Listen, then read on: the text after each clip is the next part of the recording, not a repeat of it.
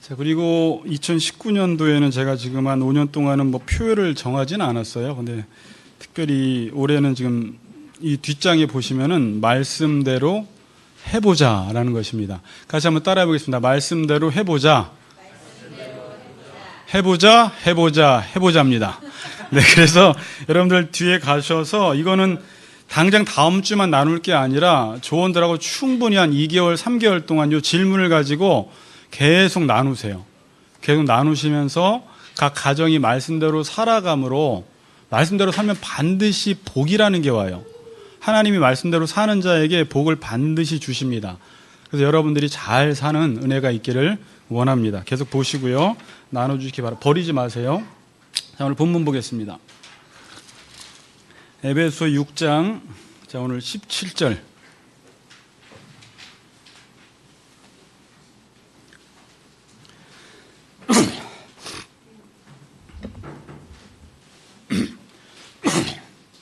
자, 17절 한 절 읽습니다. 시작. 구원의 투구와 성령의 검, 곧 하나님의 말씀을 가지라. 빌립보서 4장 봅니다. 빌립보서 4장 바로 넘기시면 있죠. 빌립보서 4장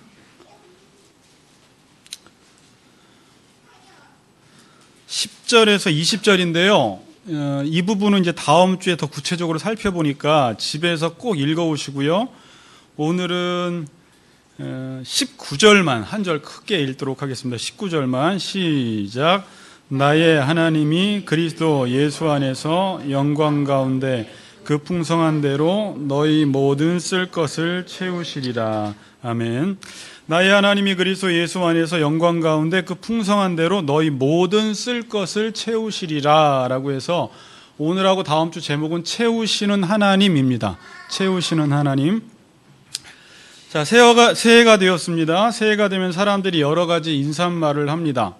첫 번째 제일 많이 듣는 말 인사가 새해 복 많이 받으세요. 대박 나세요. 뭐 하는 일마다 잘 되기를 바랍니다. 부자 되세요. 소망하는 것들이 이루어지기를 원합니다. 이 모든 인사를 한마디로 집약하면 무슨 말일까요? 잘 살라는 말이에요. 맞습니다. 잘 살기를 바라는 것입니다. 저나 여러분들이 이 땅에 태어나서 한평생을 잘 살아야 합니다. 성경은 다른 말하는 게 아니라 잘 살라는 거예요. 복 받으라는 거예요. 우리가 복을 잘못 오용해서 그렇지 성경이 우리에게 하는 말은 이 땅에 태어나서 복 받아라, 잘 살아라 라는 말을 이야기해주고 있고, 잘 살기 위해서는 이 말씀대로 순종해라, 이 매뉴얼대로만 살면 인생은 잘 살 수밖에 없음을 우리에게 이야기해 주는 것입니다. 저는 여러분들 언제까지 사실지 모르겠지만 이 땅에 사시는 동안 정말 잘 살기를 바라고, 우리 같이 걷는 교회를 만나서 말씀을 듣고 우리 가정이 변화되고 자녀들이 변화되고 여러분들이 잘 사는 은혜가 있기를 주의 이름으로 축복합니다. 그렇게 잘 살기 위해서는요, 어떤 질문을 해야 하냐면, 인사는 잘할 수 있어요. 잘 사세요, 복 받으세요 라고 할 수 있겠지만 어떻게 하면 잘 살 수 있느냐, 이게 이제 우리의 숙제예요. 어떻게 하면 잘 살 수 있느냐. 이 세상 사람들이 인생으로 태어나서, 인간으로 태어나서 한평생을 행복하지 않게 잘 살지 못하고 죽는 이유가 뭐냐면, 어떻게라는 이 방법에 있어서 알지를 못하기 때문에 잘 살지 못하는 것입니다. 어떤 사람은 이 방법을 알아서 잘 사는 사람이 있고, 어떤 사람은 방법을 몰라서 잘 못 사는 사람이 있어요. 누구나 다 행복해지기를 원하는데요, 행복하기를 원하지만 다 행복한 건 아니에요. 방법이라는 게 있단 말입니다. 어떻게 잘 살 수 있냐라는 말입니다. 자, 그런데 보통 잘 사세요 그러면, 여러분 내년 한 해도 잘 사시다 그러면 그냥 열심히 살아야 되겠다, 노력해야 되겠다, 부지런히 살아야 되겠다, 뭐 계획적으로 살아야 되겠다, 이렇게 대답하면 이건 너무 피상적인 대답이에요. 이 질문에 대해서 대답을 바르게 하려면 지금 내가 어떤 상태에 있느냐에 따라서 잘 사냐의 방법이 달라지는 거예요. 그러니까 여러분 잘 사세요 라고 이야기했을 때 여러분들은 내가 지금 어떤 상태에 있느냐에 따라서, 그 상태에 따라서 잘 사는 방법이 달라진다라는 것입니다. 그러니까 자기가 어떤 상태에 있는지를 모르면, 제가 여러분들에게 잘 사세요라고 해도 여러분들은 어떻게 잘 사야 할지를 몰라서 그냥 무조건 열심히, 무조건 노력해서, 무조건 부지런히 이렇게 살다가 많은 사람들이 잘 살지를 못한다라는 것입니다. 자, 여러분, 직장 들어가기 이전에 지금 취업을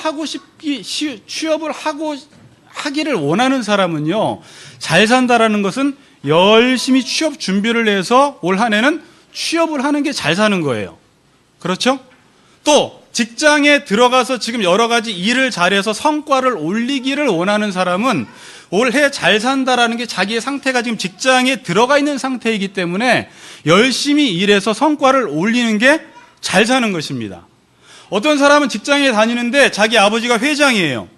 2년만 있으면 자기가 회장이 돼요. 그럼 잘 사는 게 뭐예요? 그 사람은 이제 오너 준비, CEO 준비를 잘 하는 게 올해 잘 사는 거죠. 자, 그러니까 잘 산다라고 했을 때 내 상태가 어떠하냐에 따라서 잘 사는 게 뭔지가 달라진다라는 거예요. 지금 세상 사람들이 복 받으세요, 잘 사세요라고 해도 이 사람들이 잘 살 수 없는 이유가 뭐냐면 내 상태가 어떤지 모르니까 무조건 열심히, 무조건 부지런히, 무조건 계획적으로, 무조건 노력해서 살다 보니까 잘 살고 싶은데 그 잘 사는 게 안 잡히는 거예요. 잘 살고 싶은데 행복하지가 않는 거예요. 뭘 몰라서? 자기의 상태를 알지 못해서 그래요. 자, 여러분들은 아까 다 배웠고 우리 친구들 건우랑 저기 영환이랑은 안 들었으니까 잘 들으세요. 제 설교 쉬워요. 자, 여러분, 복음이라는 게 뭡니까? 자, 복음이라는 게 뭐예요? 복음 말 그대로 굿뉴스, 기쁜 소식이에요. 성경에서 복음, 굿뉴스다, 기쁜 소식이다, 이 말이 뭐냐면 좋은 소식인데 이건 뭐냐면 여러분들의 상태가 바뀌었다라는 소식을 전해주는 게 성경이에요. 이해가 되세요? 여러분이 예전에는 이런 상태에 있었는데 이제는 이런 상태가 되었다. 어떤 역사 속에서 2000년 전에 어떤 사건을 통해서 여러분이 이런 상태에서 이런 상태로 바뀌었다. 굿뉴스, 복음이라는 거예요. 예수를 믿는 순간 이런 상태에서 이런 상태로 바뀌어지는 것입니다. 그게 이제 우리가 에베소서에서는 이전에는 이렇게 살았는데 그 이후에는 이렇게 살아야 한다. 이제 이런 말을 지금 계속 하는 거예요. 복음이 뭐라고요? 여러분의 상태가 바뀌었다. 그럼 그게 상태가 어떻게 바뀐 거예요? 예수 믿기 이전의 상태와 예수 믿기 이후의 상태가 가장 큰 차이점이 뭐예요? 복음. 예수님이 이 땅에 오셔서 십자가에 죽으셔서 이런 상태에 있는 사람을 이런 상태의 사람으로 만들어 주었는데 예수님이 십자가에서 죽음으로 우리가 어떤 상태로 지금 살아가게 되냐면 아버지가 없다가 아버지가 있게 된, 이게 가장 놀라운 소식인 거예요. 그러니까 아버지가 없을 때 잘 사는 방법과 아버지가 있을 때 잘 사는 방법은 잘 산다에 있어서 방법론이 다를 수밖에 없는 거예요. 이해가 되세요? 네. 그러니까 나의 상태가 바뀌었다면 나의 삶의 방식이 바뀌어야 합니다. 근데 사람들은요, 여러분 상태가 바뀌었습니다라고 말하면 아멘이라고 하면서 삶의 방식도 바꾸세요라고 하면 안 바꾸더라는 거예요. 자, 지금 그리스도인들의 문제라고 하면 뭐냐면 상태가 아버지 없다가 아버지 있는 상태로 바뀌었는데 그건 아멘 하면서 여전히 삶의 방식은 아버지 없는 고아처럼 살아가고 있는 거예요. 그러니까 그거에 대해서는 좋아하는데 삶의 방식을 지금 바꾸지 않고 있는 것입니다. 삶의 방식을 안 바꾸는 것 보니까 지금 사람들은 자기가 어떤 상태에 있는지를 모른다라는 것을 거꾸로 말해주는 거예요. 그렇죠?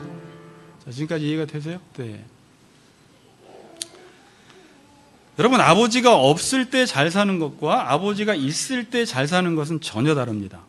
당연한 거예요. 아버지가 없을 때는 내가 열심히 노력하고 뛰어다녀서 주워 모아야 합니다. 아버지 없으니까 이렇게밖에 못 삽니다. 내가 열심히 살아야 돼요. 부지런히 살아야 돼요. 내가 모아야 돼요. 내 힘과 방법으로 살아갈 궁리를 해야 합니다. 이게 아버지 없는 고아들의 특징입니다. 그래서 이방인들의 삶의 특징은 늘 먹을까 마실까 입을까만 염려하며 산다는 거예요. 왜?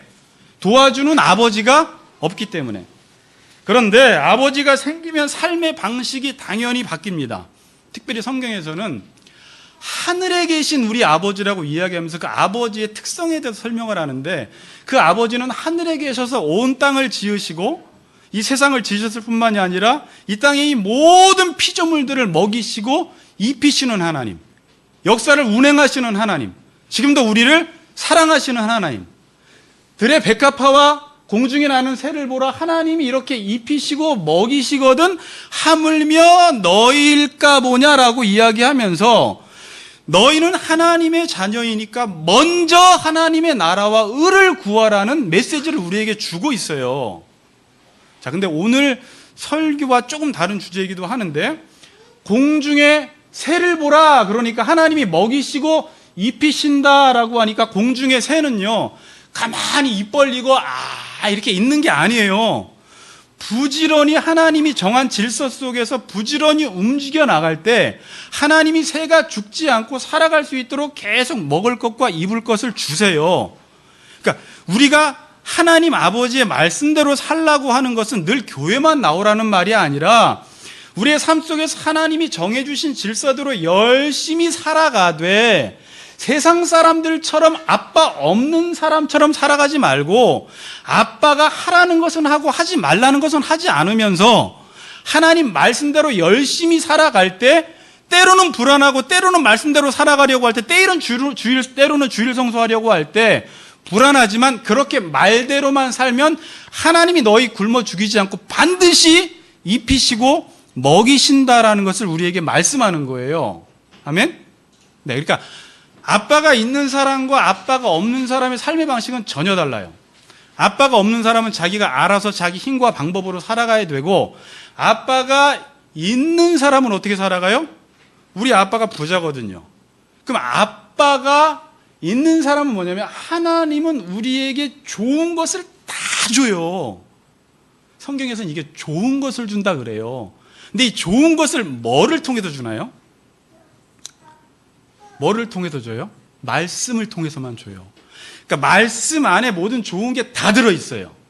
그래서 우리가 자녀가 됐으면 이제부터는 아빠가 말을 하면 아들아 이렇게, 아들아 저렇게, 아들아 저건 하지 마, 이건 해라고 해서 말씀대로만 하면 하나님이 우리에게 주는 모든 좋은 것을 다 누리고 사는 거예요.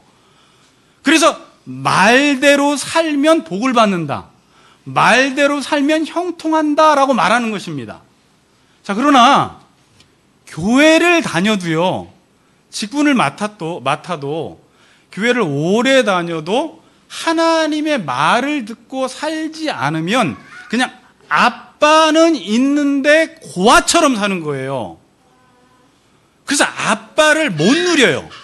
지금도 그리스도인들이 많지만 아빠의 말을 듣고 아빠한테 기도해서 아빠가 주는 것으로 사는 사람이 있고, 아빠는 있다고 이야기하면서 아빠 말을 못 믿어서 여전히 자기가 상태는 바뀌었는데 삶의 방식은 바꾸지 않아서 여전히 고아처럼 신앙생활하는 신앙인들이 있어요. 그래서 이 사람들의 특징은 뭐냐면 세상 방법으로 여전히 살아가고 교회는 나오는 거예요. 그러니까 아빠는 있는데 고아인 거예요. 아빠가 주는 게 뭔지를 몰라. 이 사람들은 살아가면서, 여러분 서로 이제 한번 나눠보세요. 나는 아빠가 나를 어떻게 인생 속에 도와줬는지. 만약에 그게 없다면 내가 아빠 말대로 안 살아서 그런 거예요. 아빠 말대로 안 사니까 아빠가 나에게 주고자 하는 것을 전혀 누리고 살지 못하는 것입니다. 여러분, 신앙생활하는 게 쉬워요, 어려워요? 여러분, 자식들도요, 아빠 말을 잘 듣는 자식은 가정생활이 되게 쉬워요. 근데 아빠 말을 안 듣는 자식은요, 가정생활이 되게 힘들어요. 특히 이제 아빠 말을 잘 듣는 자식은요, 너무 아빠와의 관계가 좋으니까 코트가 하나 필요하면 아빠 코트 사줘, 그럼 아빠가 바로 사주는데, 만약에 둘째 아들이 말을 안 듣잖아요? 그럼 얘는 늘 아빠랑 꺼려요. 인사도 잘 안 하고 방문 콱콱 닫고. 그럼 코트가 필요한데 첫째 아들처럼 아빠 코트 사줘를 못 해요. 왜? 지금 꺼리끼거든. 관계가 불편하거든. 그래서 아빠는 있는데 나도 자존심이지. 아빠한테 나 화해 안 해. 그리고 나가서 자기가 아르바이트해서 자기가 코트 사 입는 애들도 있어요. 그냥 말만 하면 아빠가 사주는데, 지금도 기독교 그리스도인들 중에 이런 사람들이 있어요. 그냥 아빠랑 관계가 잘 좋아서 그냥 구하면 받는 사람이 있어요, 기도해서. 근데 어떤 사람은 기도도 안 해. 아빠 대접을 안 해줘. 그러니까 아빠도 싫어. 네가 알아서 살라 이거야. 아빠가 있는데 아빠한테 구하지도 않아. 자기가 매일 아르바이트해서 사는 거예요. 지금 그리스도인들 중에 그런 사람도 있어요. 아빠를 전혀 못 누려요. 그러니까 하나님을. 성경이 어려운 것 같지만 어렵지 않아요. 하나님이 아버지가 되어주셔서 자녀의 모든 것을 책임져 주신다는 거예요. 성경은요, 내가 네 인생 책임질게라는 말이에요. 그냥, 야, 옛날에 너는 고아였을 때 네가 네 인생 책임졌지. 이제는 굿뉴스가 전해졌어. 예수님이 이 땅에 오심으로 너희 죄를 위해서 죽고 살아나심으로 네가 이제 죄 문제가 해결되어서 하나님이 아버지, 하늘에 계신 우리 아버지와 나는 그의 자녀가 됐기 때문에 이제 너는 고아처럼 살지 말고 아빠가 네 인생 책임져 줄게라는 말이에요. 자, 이 말씀 별로 안 좋아요? 이게 복음으로 들려요, 안 들려요, 여러분? 그냥 또 목사님 저 똑같은 얘기 아니, 이렇게 듣는 사람은 그냥 그렇게밖에 못 살아요. 영적 전쟁이 뭐예요? 사탄은 우리 보고 아빠 말 들으면 잘 사는데 그렇게 하지 말라는 거예요. 아빠 말 듣지 말고 네 힘으로, 네 방법으로 살아가라는 거예요. 하늘 아버지에게 구하지 말고 아버지 외에 다른 대상, 세상 아버지 찾아가서 만몬 섬기라는 거예요. 돈 섬겨야지 잘 살지. 아빠한테 구한다고 나오는 거 봤어? 사탄이 이런 메시지를 우리에게 줘요. 야, 돈이 너를 책임지지 하나님이 너 책임져? 너 인생 속에 그 경험했어? 사탄이 끊임없이 이 얘기를 해요. 그래서 아빠는 있는데 나가서 다른 아빠한테 구하고 있는 거예요. 그리고 가끔 불평하는 거예요. 아빠는 왜 안 줘 그래? 저기 가서 구해놓고 요 일을 하고 있는 거예요, 지금. 사단은요, 어떻게 해서든지 아빠 말대로 못 살게 해요. 아빠를 못 믿게 해요. 야, 아빠가 너네 책임질 것 같아? 아니야. 세상이 너 책임지지. 돈이 너 책임지지. 성경에서는 말씀이라는 단어를 구약에서 두 가지로 번역을 했습니다. 잘 들어보세요. 이 말은 외워도 좋아요. 말씀이라는 단어가 두 가지가 있어요. 하나는 아마르예요. 하나는 다바르예요. 첫 번째가 뭐라고요? 아마르. 이건 일반적인 그냥 말이에요. 말. 그냥 일반적인 말씀할 때 아마르라는 단어를 쓰는데, 하나님께서 다바르라는 단어를 쓸 때는요, 성취적 관점에서 이 말은 반드시 성취된다라고 할 때는 다바르라는 단어를 써요. 그러니까 하나님께서 말씀하시면 그 말씀은 이루어진다라고 할 때, 빛이 있으라라는 것과 빛이 있으라 그러면 반드시 빛이 있게 되는, 이게 다바르예요. 그러니까 말씀과 빛은 동일한 실체인 거예요. 하나님이 말씀을 하시면 그게 그분의 뜻, 의지가 돼서 하나님의 의지는 반드시 이루어지는 게 특징이에요, 여러분. 이걸 믿으셔야 돼요. 하나님은 여러분들에게 야, 내가 너희들 인생 책임질게 라고 말하면 반드시 책임져 주신다는 말이에요. 자, 이사야서 봅시다. 55장 10절에서 자, 같이 읽겠습니다. 시작.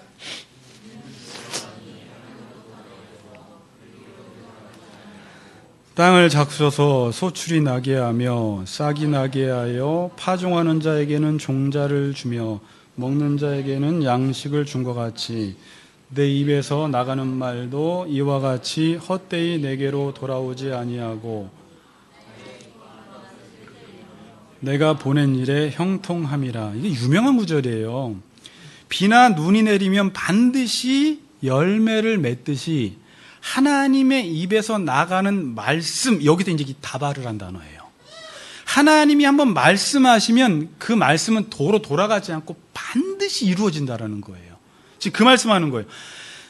내 입에서 나가는 말도 이와 같이 헛되이 내게로 돌아오지 아니하고 나의 기뻐하는 뜻을 이루며 내가 보낸 일에 형통함이라 라고 해요. 하늘에서 비가 내리면 반드시 열매를 맺듯이 하나님이 말씀하시면 그 말씀대로 반드시 이루어진다라는 것입니다. 제가 종윤아 너 공부 잘해야 해 라고 해도 종윤이가 공부를 안 하면 공부 잘해야 한다라는 게 안 이루어지는데, 하나님이 종윤이에게 너 공부 잘해야 해 라고 하면 하나님은 내가 너를 반드시 공부 잘하는 아이로 만들어 놓고야 말겠어 라는 말이에요. 그래서 보세요. 하나님이 너 공부를 잘해야 해 라고 이야기하셨으면 그 말씀은 반드시 이루어질 것이기 때문에 인간 편에서는 그 말씀이 나에게 책임과 의무가 되는 것입니다. 이게 이제 일반적으로 하나님의 뜻을 알 때 윤리적인 뜻이라고 해요. 자, 이해되세요? 공부를 잘해야 해 라고 했으면 하나님은 반드시 그걸 나한테 이룰 것이기 때문에, 만약에 종이가 그걸 안 하면 어떻게 할까요? 때리든지 제가 좋아하는 것을 못하게 만들든지 다리 몽둥이를 부러뜨리든지 해서라도 그걸 하게 만들겠다라는 거예요. 근데 잘 보세요. 끝까지 종인이가 안 했어요. 그럼 하나님 말씀이 이루어질까요? 안 이루어질까요? 아니, 다바르는 무조건 이루어진다니까요? 그럼 종인이를 통해서 안 이루어지면 옆에 있는 건우를 통해서 그걸 이루시는 거예요. 그래서 하나님의 말씀은 반드시 이루어져요. 유대인들이 하나님의 말씀을 거부하면 하나님 말씀이 안 이루어지는 게 아니라, 너네 안 할래? 그럼 이방인들을 통해서 이룰 거야. 이방인들 안 할래? 내가 돌들을 통해서 내 뜻을 이룰 거야. 그러는 거예요. 노성도님이 안 하시면 오성도님을 통해서 이루시고, 오성도님이 안 하시면 나성도님을 통해서 이루시는 거예요. 그러니까 어차피 하나님 말씀은 이루어지는데 나를 통해서 이루어지면 그게 복인 거예요. 그러니까 말씀에 순종하는 게 좋아요? 순종 안 하는 게 좋아요? 하는 게 좋은 거예요. 하면은 말씀을 경험을 하게 되는 거예요. 자, 제 말 잘 들으세요. 안 하는 사람은 지식적으로는 아는데 말씀을 경험을 못 해요. 말씀을 경험한다라는 건 하나님을 경험하는 거예요. 그러니까 말씀에 순종을 하면, 야, 내가 너한테 이걸 이룰게 라고 해서 나도 그것을 의무와 책임감을 가지고 이루면 하나님의 말씀이 나한테 경험되어짐으로 하나님을 경험하게 돼서 순종하는 사람만 하나님을 알게 되는 역사가 일어나요. 교회를 오래 다녀도 아멘, 아멘, 할렐루야 해도 순종 안 하는 사람의 특징이 뭐냐면, 너 하나님에 대해서 말해봐 그러면요, 교리적으로 목사님한테 배운 거는 뭐 불변성, 영원성 뭐 이렇게 말을 하는데, 자기가 내 인생 속에서 나를 입히시고 먹이시는 것을 한 번도 경험을 못 해본 사람은 하나님을 말을 못 해요. 그냥 이론적으로만 말을 해요. 근데 내가 경험을 못 하니까 말을 못 하는 거예요. 그래서 여러분들이 목사 설교를 듣건 성도들의 이야기를 듣건 그 사람이 얘기를 들어보면 저 사람이 하나님을 만나서 얘기하는 건지 그냥 이론적으로 얘기하는 건지가 그냥 느껴져요. 아, 저 사람도 모르는구나. 그냥 말로 가르쳐 주는구나. 아, 저 사람은 하나님을 만났구나. 그걸 알아요. 만난 사람의 특징을 보니까 뭘 했더라? 순종을 했더라 이거예요. 하나님의 말씀은 전해졌으면 헛되이 다시 돌아가지 않습니다. 반드시 이루어집니다. 누구에게는 이루어져요. 같이 걷는 교회 교인들이 다 순종 안 하면 그 말씀은 다른 쪽으로 갑니다. 촛대를 옮겨버리시는 거예요. 한국 교회가 이렇게 하나님이 복을 많이 줬는데 말씀대로 순종 안 하고 성장에 미쳐 있으면 하나님이 중국으로 촛대를 옮기시든지 캄보디아로 촛대를 옮기셔서 하나님의 말씀을 반드시 이루세요. 하나님이 약속하셨어요. 이스라엘 백성들이 가나안 땅을 너희들에게 주겠다고 했는데 이스라엘 백성들이 1세대가 불순종을 하면 가나안 땅을 하나님이 안 주시는 게 아니라 다 쓸어버리고 2세대를 통해서 똑같이 거기를 줘버리세요. 그러니까 하나님 말씀은 이루어져요. 그냥 이것이 하나님의 말씀이 이루어지는 작동 방식입니다. 자, 제가 무슨 얘기한 거예요? 하나님이 말씀하시면 나도 그 말을 이룰 때 하나님의 말씀이 이루어지는, 이게 하나님의 말씀이 성취되어지는 작동 방식이라는 거예요. 지금도 말씀에 순종하는 사람만 그 말씀의 성취를 경험하게 되는 것입니다. 자, 제가 하나님인데 여러분들에게 너희 모든 쓸 것을 채우겠다. 자, 이건 다음 주에 빌립보서 이야기를 제가 할 거예요. 집에 가서 이제 구체적으로 다음 주에 더 재밌어요. 다음 주에 한 얘기가 뭐냐면 너희 모든 쓸 것을 내가 채우겠다라는 말씀이에요. 그럼 이제 저 하도 많이 듣다 보니까 우리는 안 믿는데 하나님이 진짜 채우시거든요. 그런데 너희는 먼저 그의 나라와 의를 구해라 라고 이야기했습니다. 어떤 사람은 진짜 하나님이 나의 모든 쓸 것을 채워주심을 믿고 먼저 하나님의 나라와 의를 구하는 사람은 모든 쓸 것이 채움받는 것들을 경험하지만 믿지 못하는 사람은, 그래서 하나님 말씀대로 안 사는 사람은 그 내가 너희 모든 쓸 것을 채우시라라는 것을 전혀 경험하지 못합니다. 그래서 영적 전쟁에서 늘 실패한 사람은 이 하나님의 말씀의 성취를 경험하지 못합니다. 저는 그렇게 생각해요. 신앙생활하면서 이 말씀의 성취를 경험하지 못하고 신앙생활 한다는 건 되게 불쌍한 거예요. 교회 나올 이유가 없어요. 그건 절간 가서 시주하는 거랑 그냥 절하는 거랑 똑같은 행동이, 아무런 소통이 안 일어나는 거예요. 거기는 우상이니까 소통이 안 일어나고, 여기는 하나님은 살아 계신데 내가 하나님 말씀을 믿지 못하니까 아무런 소통도 안 일어나는 거예요. 그러니까 불쌍하게 신앙생활하는 거예요. 30년을 신앙생활했는데 하나님이 누군지 모르는 거예요. 하나님의 역사를 경험하지 못했어요. 우리 가정 가운데 하나님이 먹을 것, 입을 것 채워주시는 것을 항상 내 방법으로만 채웠지, 하나님이 주시는 것을 이 테스트에 다 실패한 거예요. 어렵기만 하면 세상으로 나가는 거예요.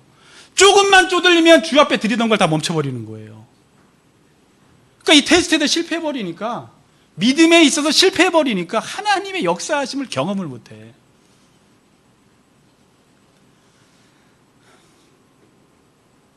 사탄은 어떻게 해서든지 하나님 말씀대로 해보지 못하도록 합니다. 하나님 말씀이 들려줘도 나에게 불리하게 그 말씀이 들리는 거예요. 하나님의 말씀이 가끔 욕으로 들려요. 목사님의 말이요, 맞는데 욕으로 들려요. 부당하게 들려요. 가끔 드리라는 이야기하면 이걸 뺏어간다고 생각을 하는 거예요.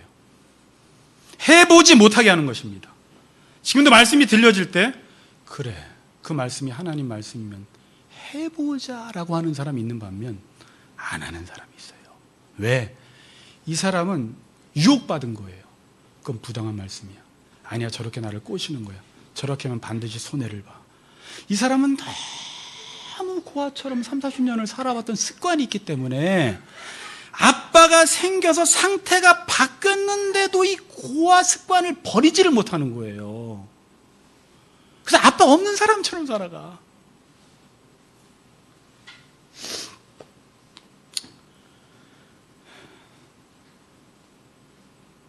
말씀을 듣고 아무리 오래 생각하는 것만 갖고 되지 않습니다. 생각 많이 한다고 순종하는 거 아니에요. 제가 우리 30대 지체들한테도 그런 말 했어요. 번민 많이 한다고 순종하는 게 아니다. 말씀 듣고 10년 번민했어요. 그럼 말씀 순종 안 하는 사람하고 똑같은 거예요. 생각 많이 하고 번민 많이 한다고 순종한 게 아니에요. 순종은 순종해야지 순종한 거예요. 그래서 내가 해보지 않으면 그 말씀은 내게 안 됩니다. 자, 여러분, 요즘 점점 교회가 영성이 죽어가고 있어요. 다시 말하면 하나님 없는 예배, 하나님 없는 찬송을 드리고 있는 집단들이 점점 많아져요. 해보지 않으면 하나님을 경험하지 못하는데, 마치 이런 거예요. 영화관을 갔는데 티켓을 끊어야지, 값을 지불하고 티켓을 끊어야지 영화를 보고 오잖아요. 그런데 티켓을 끊지 않고 그냥 영화관 앞에서 팝콘만 먹고 오는 교인들이 그렇게 많아요. 이게 마당만 밟는다 그 말이에요. 제가 쉽게 이야기해서. 교회 왔는데 말씀에 순종하지 않으니까 교회 가도 하나님을 경험하지 못하고 오는 거예요. 영화관 가서 영화 못 보고 오는 거랑 똑같은 거예요. 왜? 영화관은 티켓 안 끊어서 영화 못 보는 거고, 교회는 해보지 않으니까 전혀 하나님을 경험하지 못해. 지금 말씀 듣는 순간에도 경험하지 못할 수 있고요, 찬양할 때도 경험하지 못하고요, 기도할 때도 경험하지 못해요. 교회가 그래서 점점 장례식장이 되어가고 있어요. 하나님 없는 거에 익숙해져 있어요. 형식적으로 예배드리는 일에 너무 익숙해져 있어요. 그분 안 만나고 와도 오늘 별 불편함을 못 느껴. 밥만 먹고 그냥 찬양만 하고 왔는데도 오늘 나에게 주신 메시지를 듣지 않고 집에 가도 별 불편함을 못 느껴. 영화관 가서 영화 안 보고 오는 거예요. 뭐 안 해서요? 해보지 않아서요. 저는요, 여러분 혼내려고 하는 게 아니라 2019년도에는 여러분들이 말씀대로 살아감으로 잘 살았으면 좋겠어요. 제 의도 아시겠어요? 잘 살라고 말씀을 드리는 거예요.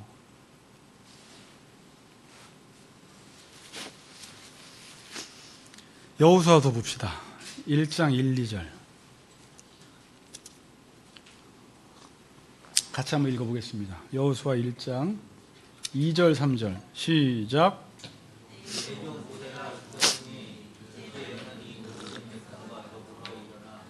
이 요단을 건너 그들 곧 이스라엘 자손에게 주는 그 땅으로 가라. 내가 모세에게 말한 바와 같이 너희 발바닥으로 밟는 곳은 모두 내가 너희에게 주었노니. 여러분, 가나안 땅은 하나님이 이미 너희에게 주었다, 과거형으로 이야기를 해요. 가나안 땅은 뭐라고요? 하나님이 이미 너희에게 주었다, 그래서 약속의 땅이라고 하는 거예요. 근데 가나안 땅은 누가 차지해요? 오늘 본문에서는. 오늘 본문에서 뭐라고 해요? 일어나 건너서 내 발바닥으로 밟아야지 그 땅이 내 땅이 된다는, 이렇게 설명을 하는 거예요. 그럼 발바닥으로 밟는다라는 게 뭐예요? 순종하라는 거예요. 발바닥으로 밟기 위해서는 발을 내디뎌서 하나님이 이 땅을 우리에게 주셨기 때문에 아무리 적군이 있고 철병거가 있고 여리고성이 있어도 하나님이 약속을 했기 때문에, 자, 다바르, 하나님이 말씀을 하셨으면 그 가나안 땅은 반드시 너희에게 주어질 것인데, 누가 가나안 땅을 차지하냐면 발바닥으로 직접 밟는 사람만 그 땅이 내 땅이 된다는 거예요. 근데 어떤 사람은 발바닥으로 준대. 아니, 하나님이 가나안 땅을 준대. 그 땅을 하나님이 우리에게 아무리 말해도 그 땅은 내 땅이 안 되고요, 자기가 직접 발을 디뎌서 딛는 것만 내 땅, 딛는 것만 내 땅, 딛는 것만 내 땅이 된다는 거예요. 누가 이해를 할 수 있어요? 믿음을 가지고 하나님 말씀에 순종하는 사람만 가나안 땅이 내 땅이 되는 거예요.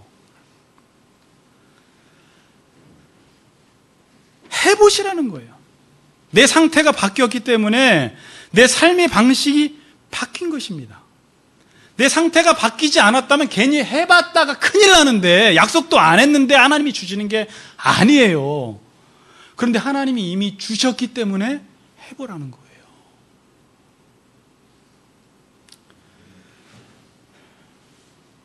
지난주에 신 목사님을 통해서 그 다음 말씀을 주셨어요. 10절 이하에 또 이런 구절이 있어요. 11절에 너희에게 주사 차지하게 하시는 땅을 차지하기 위하여 들어갈 것임이니라, 이렇게 말을 해요. 잘 보세요.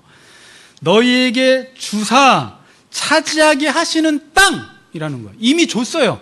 하나님이 그 땅을 차지하게 하실 건데 차지하기 위하여 들어갈 땅이라고 또 이야기를 해요. 여러분들에게 이미 좋은 것은 다 주어졌습니다. 자, 하나님을 믿는 순간 하나님이 복의 근원이 되셔서 여러분들이 하나님이 여러분의 아버지가 되는 순간 이미 하늘의 모든 신령한 복은 이미 여러분들에게 다 주어진 거예요, 이미. 그러면 복이라는 것은요, 받는 게 아니라 이미 주어진 복을 내가 믿고 순종함으로 그 복을 누리는 거예요. 그래서 에베소서 1장 3절에서는 찬송하리로다, 하나님께서 하늘에 속한 모든 신령한 복을 너희에게 주었다 그래요. 누가 이 복을 차지한다고요? 순종하는 사람이. 일어나서 걸어가라는 것입니다. 밟으라는 거예요. 해보라는 거예요. 여러분, 사탄은 그냥 얘들아 교회만 다녀. 큰 교회만 네가 그 안에 들어가 있어서 예배만 드리면 뭔가 되는 것처럼 우리를 속이는데 아니에요. 큰 교회에서 장로를 받고요, 말씀대로 안 살면 그 복은 못 누려요. 그래서 여러분들이 성도들을 보면 복을 누리는 성도가 있고 누리지 못하는 성도가 있고, 그건 교회와 상관없어요.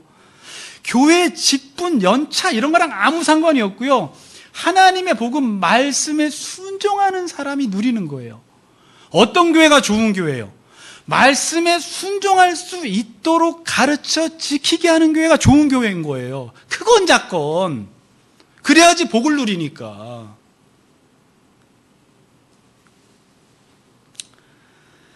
여러분, 기도도 마찬가지입니다. 자, 하나님은 자녀가 구하기 전에 있어야 할 것을 다 아세요. 아빠가 모르지 않습니다. 지금 이성민 성도님에게 뭐가 필요한지 우리 하나님은 이성민 성도님보다 훨씬 더 잘 아세요. 그런데 희한하게 성경은요, 구해야지 준대요. 자, 말씀도 하나님이 다 이루시는데 그걸 믿고 순종해야지 그 말씀이 이루어지고, 하나님이 다 주는데 구하는 자에게만 주신대요. 구하고 찾고 두드리는 자에게. 자, 여러분, 자녀가 있습니다. 노성님 아주 부자예요. 돈이 진짜 이빨이 많아요. 집에 없는 게 없어. 그 자녀가 있어요. 자녀가 뭐가 필요할 때 아버지한테 아빠 뭐 사줘. 그러면 이게 왜 기분이 좋은 줄 알아요? 아빠 대접해 주기 때문에 그래요. 근데 이 자식놈이 뭐가 필요할 때 나한테 구하지 않고 이상하게 자꾸 다른 데 가서 구하고 다니면 기분이 안 좋은 거예요. 왜? 나를 아빠 대접을 안 해주는 거예요. 여기서는 아빠 그래놓고 구할 때는 다른 데 찾아가서 다른 아빠, 세상에서 구해놓고 여기서는 아빠라고 이야기해요. 그리고 나서 하는 말이 아빠 왜 안 줘? 그래요. 그러니까 하나님 웃는 거죠. 야, 나한테 구해야지. 또 우상 숭배하면서 무슨 여기서는 아빠라고 하고 구할 때는 거기 가서 구하고 나한테 왜 안 달라고 하냐? 이 짓을 하고 있는 거예요. 성경은요, 무조건 구해야 준대요. 기도 안 하는 사람은 안 준대요, 하나님이. 제가 성경 공부 시간에 몇 번 말씀드렸지만, 기도 안 했는데, 달라고도 안 했는데 막 줘버리잖아요. 애들 망해요. 그게 중요한지 필요한지를 몰라요. 그리고 아빠가 줬다라는 감사가 없어요. 필요하지도 않은데 막 줘버리면, 부잣집 아이들 감사가 없어요. 버리장머리가 없어져요. 망하는 거예요. 제가 이 말씀을 묵상하다가요, 마태복음 7장에 구하라 찾으라 두드리라 악한 자라도 자식에게 좋은 것을 줄 알거든 하물며 하나님 아버지가 구하는 자에게 좋은 것 주지 않겠느냐라고 딱 이야기하면서요, 바로 7장 12절에 너희들도 남에게 대접을 받고 오는 자로 남을 대접하라라는 말이 나왔는데, 제가 산상설교 할 때는 물론 본문 딱 잘라서 이게 마지막 사랑, 율법과 선지자의 완성으로 설명을 했어요.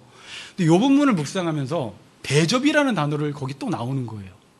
자, 기도해가지고 아빠를 아빠 대접한 사람들 있죠. 그럼 아빠한테 이빠였잖아요. 그러니까 이 사람은 7장 12절에 남을 대접하는 삶을 살아가요. 그러니까 하나님의 자녀들은요, 계속 주는 삶을 살아가는 거예요. 대접하는 삶을. 왜? 아빠가 하나님이니까 그냥 줘도 돼. 주라! 하나님께서는 받는 것보다 주는 게 복되다 그래요. 하나님의 백성들의 특징은 주는 자의 삶을 사는 거예요. 왜? 여기서 다 줘. 기도하기만 하면 아빠가 다 줘. 그러니까 너희들은 아빠 자녀의 특징은 뭐냐면 대접을 받고자 하는 자로 남을 대접하는 삶을 살아가는 거예요. 주어도 끊임없이 주는 거예요, 하나님이. 그래서 7장 12절이 그런가 보다. 대접이에요, 대접.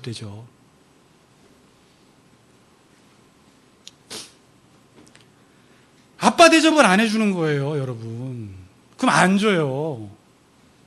기도하세요, 올 한 해.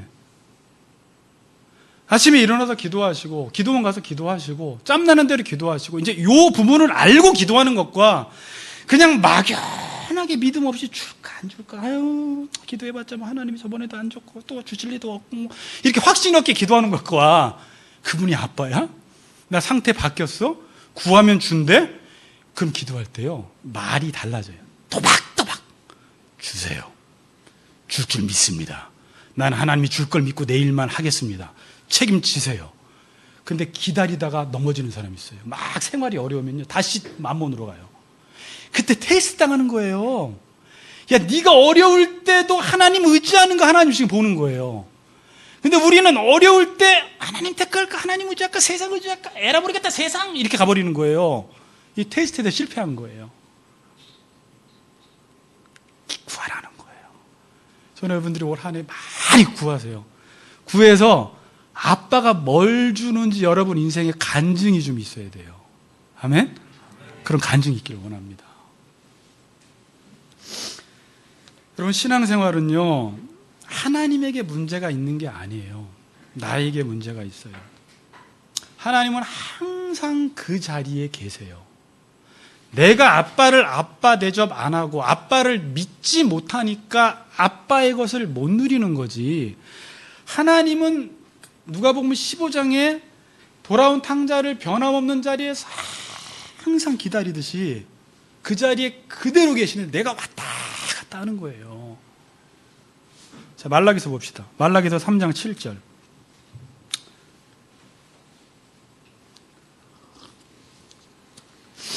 읽어보겠습니다. 3장 7절 시작.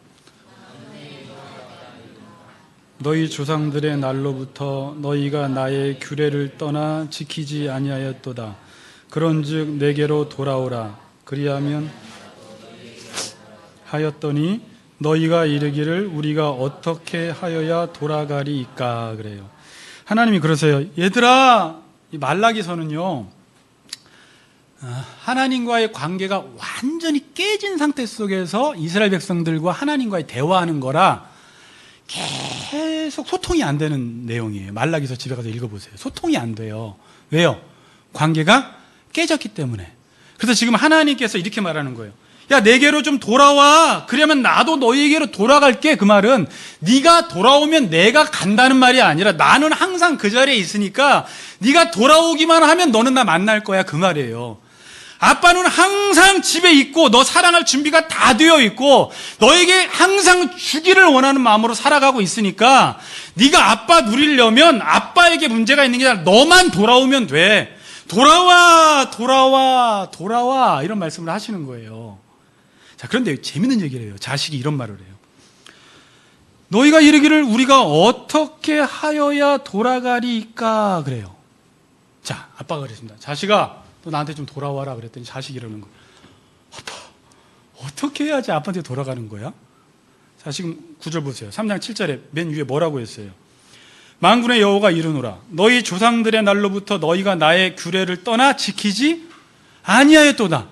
오랫동안 조상적부터 지금까지 니들이 내 말을 안 들었다는 거예요.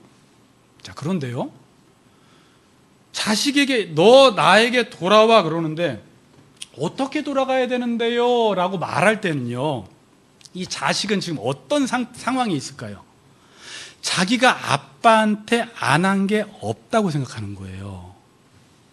아빠 들어오실 때 아빠 다녀오셨어요? 했어요. 밥 먹을 때 아빠 숟가락 뜨면 숟가락 떴어요. 아빠 주무실 때 안녕히 주무세요? 다 했어요. 심부름하면 심부름도 했어요. 문제가 없죠. 그런데 아빠가 볼 때는 제가 나와 사랑의 관계가 깨진 거예요. 형식적으로 하는 거예요. 아시겠어요? 가끔 자식아 아빠한테 돌아와 그러는데 자식이 이런 말 할 때가 있어요. 뭘 어떻게 하라는 거야 아빠. 내가 안 한 거 있어요? 근데 아빠는 뭘 하냐면 제가 지금 마음이 떠났다는 걸 아는 거예요. 나는 그거 원하는 게 아니라 네 마음을 받고 싶은 건데, 안녕하세요 아빠 방으로 확 들어가고, 그리고 또 밥 먹을 때도 먼저 안 먹고, 하여튼 모든 건 다 잘 지키는 거야. 그러니까 자기 스스로는 문제가 없다고 생각하는 거야. 근데 아빠가 돌아와 그랬더니 어떻게 돌아가야 되는데요? 이게 심각한 상태예요, 여러분. 이게 무슨 말이냐면 이스라엘 백성들이 이제 말라기서 집에 가서 읽어보세요. 하나님 앞에 제사 다 드렸어요. 물론 이상한 거 드렸어요. 성전에 제사 드리고 율법 다 지키고 할 거를 다 하니까 그게 어느 날 습관이 되다 보니까 매너리즘에 빠지게 됐고, 매너리즘에 빠지다 보니까 그냥 형식적으로 하나님 앞에 나가는데 자기는 하나님 앞에 다 했다고 생각하는 거예요. 그래서 아빠가 돌아와 그랬더니 뭘 어떻게 돌아가요? 여기까지 했으면 됐지 뭘 더 하라는 거예요. 이런 말 하는 거예요. 지금 이스라엘 백성들이. 그 마음을 가지고 이 말라기서를 읽어야 돼요. 습관이 오래되다 보니까 매너리즘에 빠지고, 교회 오는데 하나님은 생각 안 하고 습관적으로 다니다 보니까 그냥 형식적으로 하나님 앞에 예배도 드리고 대표기도도 하고 헌금도 하고 찬양도 드리고 봉사도 하고 성경 공부도 하는데 뭐가 없어? 마음이 없는 거야, 이 사람. 하나님 앞에 마음이. 그러니까 돌아가야 되는 걸 몰라. 하나님은 알아. 너 내 말 순종 안 하잖아. 네가 하고 싶으니까 하는 거잖아. 그거 내 말대로 순종해야지.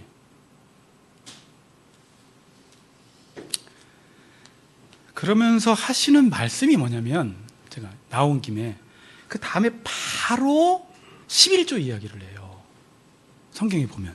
물론 이 구절이 되게 많이 악용이 됐는데 제가 이 부분을 잘 풀어드릴게요. 11조 이야기를 하는데 하나님이 너희들 나한테 한번 11조 드려보아라.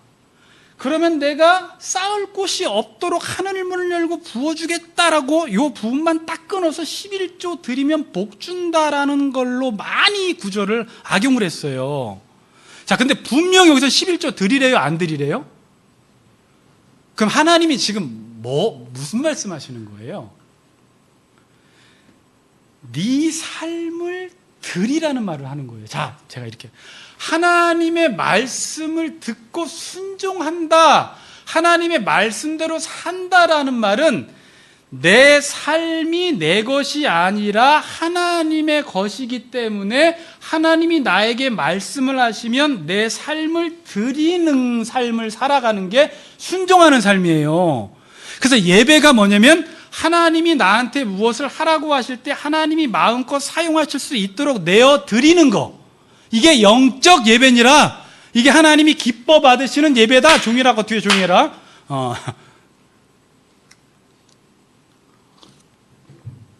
자, 그러면서 여기서 보니까 11조를 하면 복을 받아요, 11조 하면 복을 못 받아요.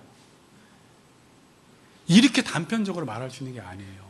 자, 이렇게 했어요. 아버지가 야, 너 나한테 제발 좀 인사라도 좀 해라. 아빠가 자식한테 그랬어요. 그럼 그 말이 뭐예요?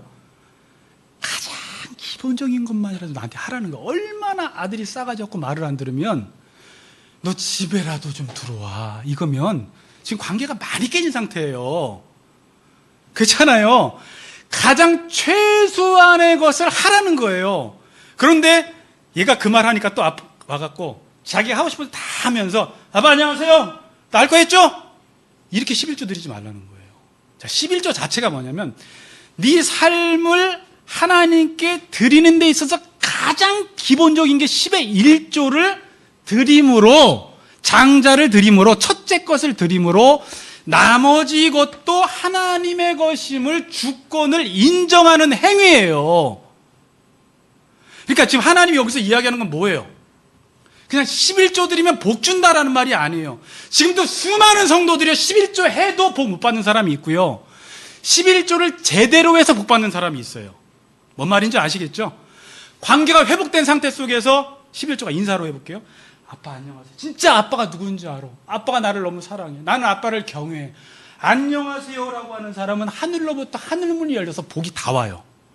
그런 아빠가 하라고 하니까 마치 교회 와서 11조 하는 걸 무슨 회비 내듯이, 시주하듯이 복 받으려고 인사하면 아빠가 돈 2,000원이라도 줄래나?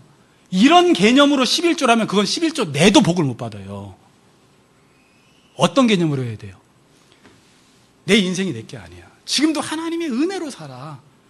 이 구절을 읽다 보면 이런 풀이를 해요. 11조는 율법이다, 낼 필요 없다, 이런 말하는 사람이 있어요. 율법 맞아요. 그러나 여러분, 신약시대는요 율법보다 훨씬 더 고차원적인 차원에서 하나님께 드리는 거예요. 하나님이 자기의 아들 독생자를 아낌없이 우리에게 은혜로 다 주셨어요. 그리고 우리 인생을 살려주시고요. 이제 네 인생은 네 게 아니라 이제 하나님의 것이고 하나님의 영광을 위해 쓰라고 이제 하나님이 우리에게 준 거예요. 그런 의미에서 하나님, 내 인생은 하나님의 것입니다 라고 인정하는 것을 물질로 11조를 딱 드림으로 내 인생 마음대로 쓰세요 라는 그런 고백이 11조에 들어있는 거예요. 근데 이것만 드려놓고도 뭐 또 자기 마음대로 쓰면, 하나님의 주권자고 내 인생이 하나님의 것이라는 것을 인정하지 않으면 이건 또 아니에요. 그리고 여러분, 제가 말 나온 김에 부탁하는데, 교회에다가 돈 내는 건 절대 목사를 위해서나 교회를 위해서나 무슨 회비 내듯이 무슨 시주하듯이 내가 더 복 받으려고 많이 내면 더 주니까 이런 개념으로 드리면요, 아까운 거예요. 하나님이 나에게 베푼 게 다 줬어. 내 인생은 다 하나님이 다 준 거야. 그 하나님의 주권을 인정하는 행위로 첫 열매를 딱 드림으로 내 인생은 하나님의 것입니다. 여러분, 그러면서 여기서 무슨 말 하는지 알아요? 네가 나를 시험하여 11조를 내라는 거예요. 일단 그 이후에는 도적질 이야기를 내요. 온 백성이 내 걸 도적질했대요. 그 말이 뭐예요? 하나님의 말씀대로 내 삶을 드려야 되는데 자기 인생을 자기 마음대로 사는 게 하나님의 것, 다 도적질해버린 거예요. 그러면서 이렇게 말해요. 나를 시험하여 11조를 내면 하늘문을 열고 쌓을 데가 없도록 내가 복을 주겠다라는 말은 뭐냐면요, 원래 하나님 시험해야 돼요, 말아야 돼요?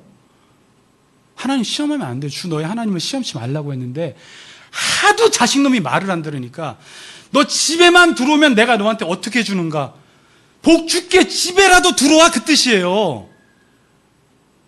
너가 만약에 나와 관계만 회복이 돼서 아빠 말에 그 하나만이라도 순종하면 내가 하늘문 열고 너한테 다 복을 쏟아줄게. 원래 하나님이 이렇게 시험하라고 말 안 해요. 여기서만 자식이 얼마나 말을 안 들으면 이런 제안을 하시는 거예요. 이해가 되세요?